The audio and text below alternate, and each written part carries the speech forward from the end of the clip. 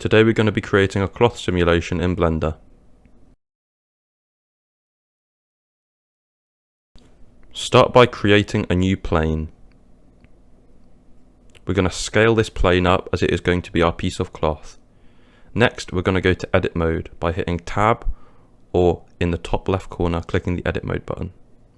Now with the main face of the plane selected, we're going to right click and click subdivide. In the bottom left hand corner of the screen we should see a small context menu. We're going to increase the number of cuts to around 15 or 16. When the cloth simulation is added to the mesh, these are the areas which we'll be able to fold. Therefore, the more subdivisions we have, the more accurate the cloth will be. However, it will also be harder for the cloth simulation to calculate. Therefore, we want to strike a balance where we're not using too much CPU or computational power to simulate the cloth, but we're also getting reasonable results.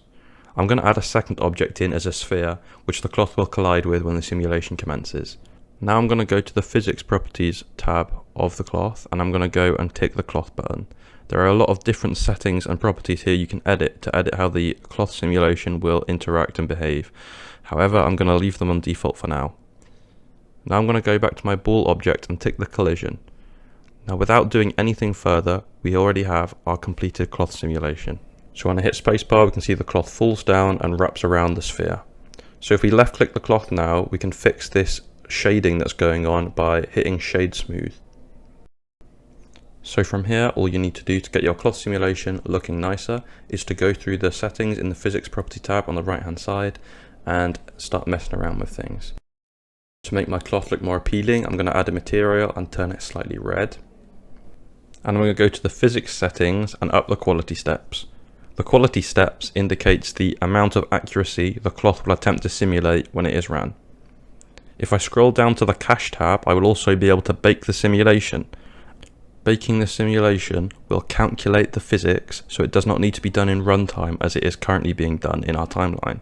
However, once you've baked a simulation, if you make any changes to the cloth, to any collisions it will interact with, you'll have to delete the bake and rebake the simulation again.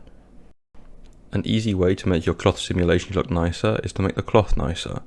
Now any flat mesh will work as a cloth simulation in Blender, so with your plane it's very easy to edit. Here you can see by deleting some corners I can get an asymmetric look, and if I select 3 or more vertices at once and hit the F key, it creates a face. Another easy way of making nice cloth is using the proportional editing tool. If you select this at the top of the screen, when you go to move, scale or rotate an object, a circle will appear around the cursor as shown here. Now using the scroll wheel I can increase or decrease the radius of the effectiveness, and if I set my camera to the top down view, I can drag my cloth and make it look a lot more uneven and natural. Thank you very much for watching. Drop any questions in the comments.